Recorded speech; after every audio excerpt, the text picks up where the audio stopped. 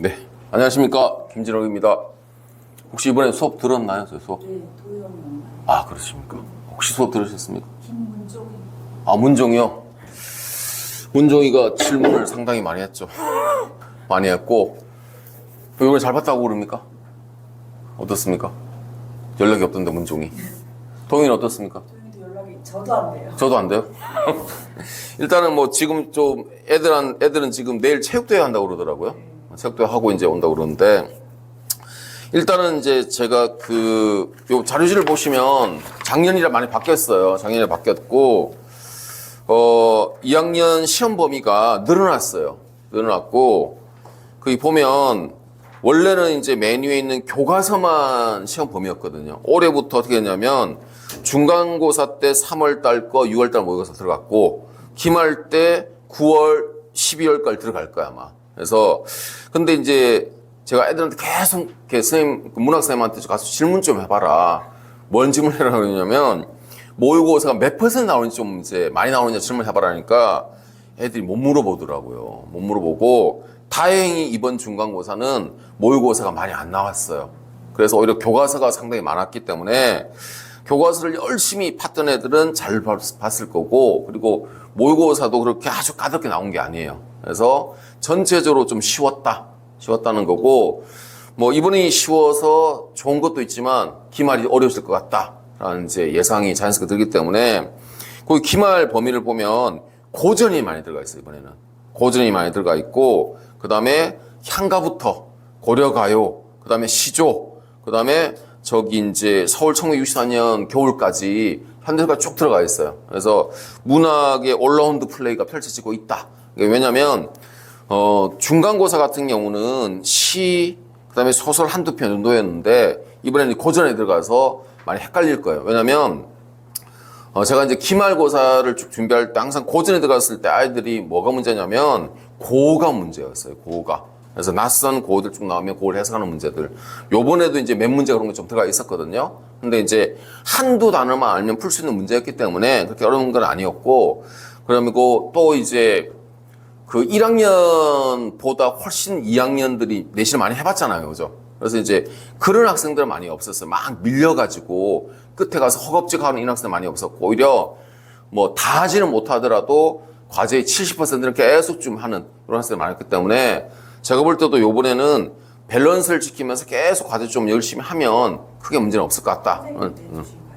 그렇죠. 해야 되는 거고. 그 다음에 이제 작년도 이제 보면 평균이 89.4였거든요. 제가 볼 때 올해도 이 근처일 것 같아요. 그래서 아주 어렵지 않기 때문에 뭐 기말이 아주 어렵다 하더라도 문제는 뭐냐면 잘하는 애들이 있어요. 작년도 어려웠는데 그때도 하나 틀린 애들이 많았거든요. 이번도 마찬가지일 거예요. 만약에 기말이 어렵다 하더라도 잘하는 애들 분명히 나와요. 그래서 뭐 평균이 아주 떨어지고 이런 경우는 없을 것이다. 그러면 이제 이번 기말도 긴장을 그대로 유지하면서 해야 된다, 이런 생각을 하고요. 그 다음에 이제 중간고사 분석을 좀 나름대로 해봐야 될 것 같아요. 그래서 뭐 이걸 영상으로 들으시든 아니면 뭐 지금 요 자료만 보시든, 제가 올린 자료를 보면 여기 나오는 거 1번부터 쭉 번호까지 다 분석을 해놨거든요. 그래서 뭘 봐야 될 거냐면, 그러니까 그냥 총적으로 보지 마시고 내가 틀린 문제가 과연 선생님이 봤을 때 난이도가 어딘지, 예를 들어서 내가 난이도 하인 문제를 틀렸다. 그러면 이제 반성해야 되는 거죠. 이거는 반성해야 되는 거고, 어디가 잘못됐는지 파악을 하고 저한테라도 질문을 해봐야 돼요. 그래서 뭐 지금도 이제 제가 이제 중간고사 딱 끝나고 나서 질문이 없을 것 같지만 의외로 학생들이 질문을 해요. 오늘 답지가 나왔거든요. 오늘 답지가 나오니까 이제 2학년의 몇몇 학생들이 선생님이 이거 틀렸는데 왜 틀렸는지 모르겠어요. 그 질문을 해요. 이런 학생들은 이제 기말 때 잘할 거거든요.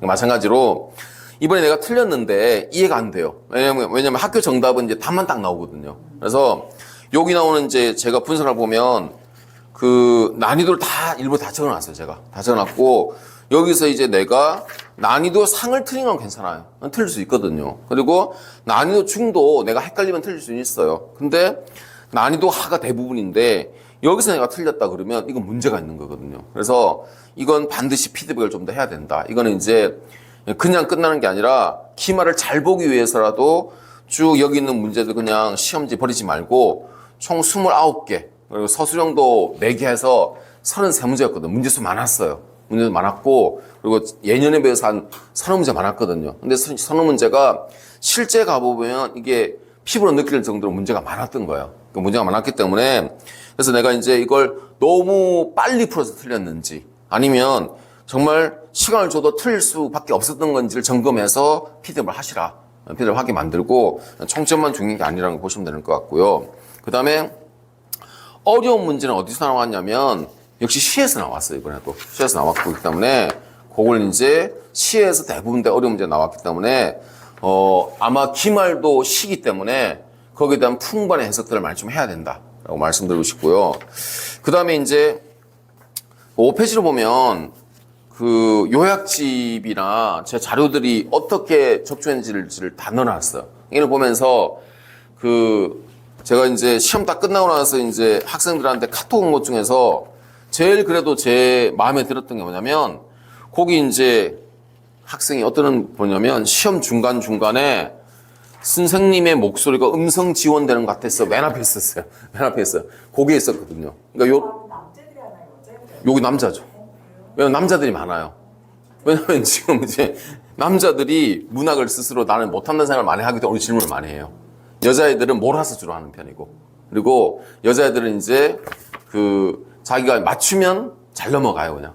근데 남학생들은 내 생각과 너무 다르다면 질문 꼬박꼬박 해요. 그래서 그 중에서도 이제 이 친구 같은 경우는 질문 많이 하는 편이거든요. 이런 친구들이 보면 뒤에 가서 잘하거든요. 그리고 수능 가서도 잘해요.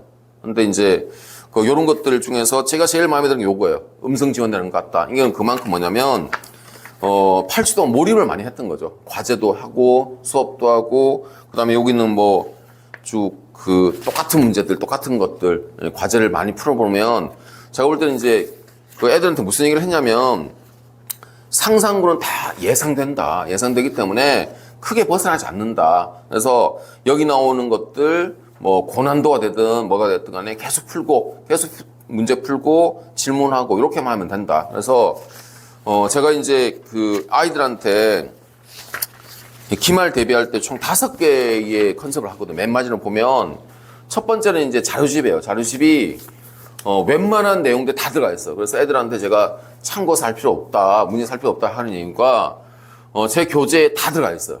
그래서 요거 보면 되는 거고, 그 다음에 또 하나는 직전 대비 요약집이 정말 제가 이제 심의를 벌써 만들었거든요. 대부분 다 OX 단답형이거든요. 그래서 OX하고 단답하게 되면 다 알게끔 만들었고, 그 다음에 올해 제가 이제 모의고사 들어가서 걱정해서 뭘 했냐면 1학년 때도 이제 매일 그 문자를 보냈거든요.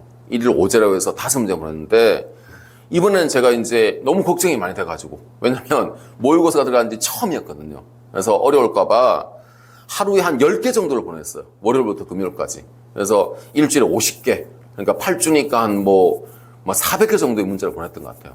400개 문항을. 그래서 보냈기 때문에, 그래서 단톡에 보면 거의 안 읽는 애가 없었어요. 단톡에 보면 이제 뭐 숫자가 보이잖아요. 그 숫자 보면 대부분 다 0이었어요. 애들이 다 봤다는 거죠. 그래서 그걸 이제 보고 꼼꼼히 읽은 친구도 있고 그냥 지나친 친구도 있지만은 제가 이제 1일 10제 정도로 해서 매일 보내요. 그래서 학생들이 물론 이제 되게 바쁘잖아요. 2학년 되면 되게 바빠. 특히 2학년 때 지금 과학을 4과목 다 하고 있기 때문에 너무너무 힘들어요. 그래서 문학 할 시간이 많이 없다. 분명히 알고 있거든요. 문자를 보내니까 무슨 효과가 있냐면 그래도 한 2분, 3분만이라도 OX 하거든요, 이거. 그러면 이제 효과가 분명히 있어요. 그래서 요렇게 이제 매일 문자를 보낸 거 있고, 그 다음에 이제 실전 모의고사지. 요번에 이제 그 어려울까봐 제가 고난도 유형까지 다 집어넣어서 이제 만드는 게 있거든요. 그거까지 이제 풀었다면 크게 문제는 없다. 저는 생각을 하고요. 그 다음에, 그 아이들한테 제가 항상 하는 게 그거예요. 이거 맨 마지막에 있지만 공부는 경험이 아니거든요. 기억이에요. 기억. 무슨 얘기냐면 내가 공부를 정확하게 했으면 그 시험 풀 때 기억이 나야 돼요. 기억이 나야 되는 거고 그냥 풀었다. 그리고 풀어봤다. 수업 들었다. 이걸로 끝나면 안 돼요. 계속 기억하고 그걸 확인하고 그리고 본능과의 싸움. 특히 문학은 헷갈릴 수밖에 없거든요. 그래서 제가 이제 애들한테 아까도 이제 그런 얘기를 했지만 문학은 이런 식의 질문들을 많이 해요. 특히 이제 제가 이제 예를 들었던 게 이런 거예요. 이게 이제 10이면 이게 틀렸잖아요. 그죠? 그러니까 아이들이 어떻게 질문하냐면, 국어를 못하는 애들이 이런 질문을 해요. 선생님, 얘는 맞지 않아요. 이렇게 질문을 해요. 그러니까 이런 것들을 이제 막아야 되거든요. 이건 이제 뭐냐면, 국어를 잘한다는 것은 생각을 바꿔야 돼요. 내가 어떤 끌리는 욕이 1번에 가는 게 아니라, 이 전체가 다 틀렸구나. 틀렸다는 인지를 하고, 보편과 합리로 갈 수 있는 것, 그걸 갈 수 있는 걸 해야 되는 거고, 그걸 연습하는 게 문학이에요. 문학이고, 그리고 또 상상구의 장점이 뭐냐면 2학년 1학기가 다 문학이잖아요. 그죠? 그다음에 2학년 2학기가 다 문법이에요. 그리고 사실은 비문학은 각자 할 수밖에 없거든요. 이건 학교에서 해주지는 않아요. 그래서 어떤 학교도 비문학 수업을 해주는 학교는 없거든요. 그러면 이제 상상고 고3이 될 때쯤 되면 1학년 때 내가 이제 문학을 정말 열심히 했다. 이론을 했다. 그러면 2학기 때 문법을 정말 열심히 할 거잖아요. 그러면 고3 되면 수능 대하는 것도 되게 편해져요. 지금 고3 애들도 문법이 문제인 애들이 별로 없어요. 그리고 문학이 이론이 문제인 애들이 별로 없어요. 이제 고3 되면 수능 특강이라든지 수능 완성이가 나오는 그 낯선 제대들, 안변 제대들만 좀 배우면 되는 거고, 문학 이론이 문제라든지 뭐 문법이 문제, 엄매가 문제인 친구들 별로 없거든요. 근데 이건 제가 볼 때는 장점이에요. 그래서 내가 내신이 약간 부족하다 하더라도 내신을 피하면 안 되는 거예요. 피하지 말고 끝까지 공부하고, 특히 이 8주잖아요. 8주 되게 길거든요. 제가 해보니까 애들이 한번 똑같은 텍스트라도 한 서너 번은 볼 수가 있어요. 그리고 제가 과제를 낼 때 누적해서 주거든요. 1주차에 배웠던 이 텍스트도 저희 7주 가도 과제 또 있어요. 계속 누적해서 배우기 때문에 이렇게 과제를 쭉 따라가고 마무리 직전까지 하게 되면 제가 볼 때는 크게 문제는 없다. 그리고 문제는 뭐냐면 밸런스가 제일 중요해요. 그래서 2학년 되면 밸런스가 많이 깨지거든요. 지금 보니까 뭐 어떤 한 과목이 치중돼서, 그러니까 제가 이제 3월달 첫날 딱 수업할 때 그 애들이 이구동성했던 게 뭐냐면, 이번 1학년 겨울방학 때 애들이 무슨 과목을 제일 많이 했냐 물어보니까 수학을 제일 많이 했대요. 그리고 과학은 조금 했대요. 과학은 아주 많이 하진 않았는데, 그럼 국어를 많이 했느냐? 국어를 많이 안 했대요, 대부분. 그러니까 이제 지금 와서 이제 좀 힘들어 하더라고요.